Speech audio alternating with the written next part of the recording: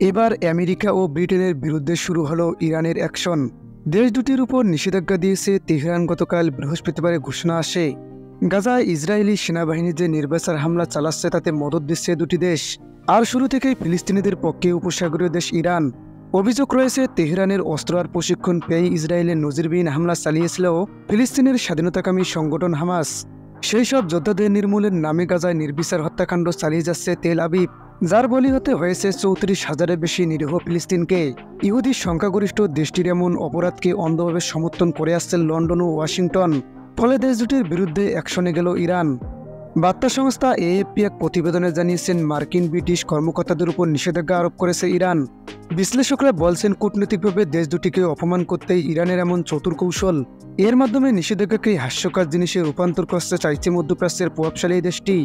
ইসরায়েলের চিরশত্রু ইরান তার পররাষ্ট্র মন্ত্রণালয় এক বিবৃতিতে বলেছেন, ফিলিস্তিনের স্বাধীনতাকামী গোষ্ঠী হামাসকে নির্মূলের নামে গাজার নিরীহ মানুষের উপর গণহত্যা চালাচ্ছে তেল আবিব। মানবতা বিরোধী এই অপরাধকে নির্লজ্জভাবে সমর্থন করায় কিছু ব্রিটিশ ও মার্কিন কর্মকর্তাদের উপর এই নিষেধাজ্ঞা। বিবৃতিতে আরও বলা হয়, আমেরিকার বিশেষ অপারেশন কমান্ডের কমান্ডার জেনারেল ব্রায়ান পি ফেল্টোর ও মার্কিন নৌবাহিনীর ৫ম নৌবহরের সাবেক commander vice admiral Brad Cooper সহ ৭ জনকে নিষেধাজ্ঞার আওতায় আনা হয়েছে।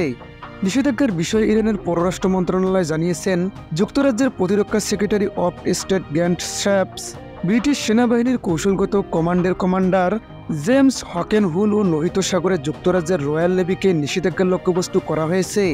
এছাড়া মার্কিন সংস্থা লকহিড মার্টিন ও শেভরন এবং ব্রিটিশ সমকক্ষ এলবিট সিস্টেম সহ পার্কার মেগিট ও রাফায়েল ইউকের বিরুদ্ধে শাস্তির ঘোষণা করা হয়েছে।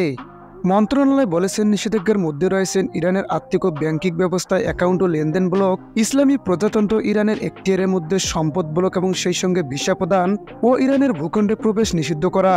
কিন্তু ব্যক্তি বা সংস্থার উপরে পদক্ষেপগুলোর প্রভাব, সেই সঙ্গে তাদের সম্পদ বা ইরানের সঙ্গে লেনদেন, সবকিছু অস্পষ্ট রয়ে গেছে।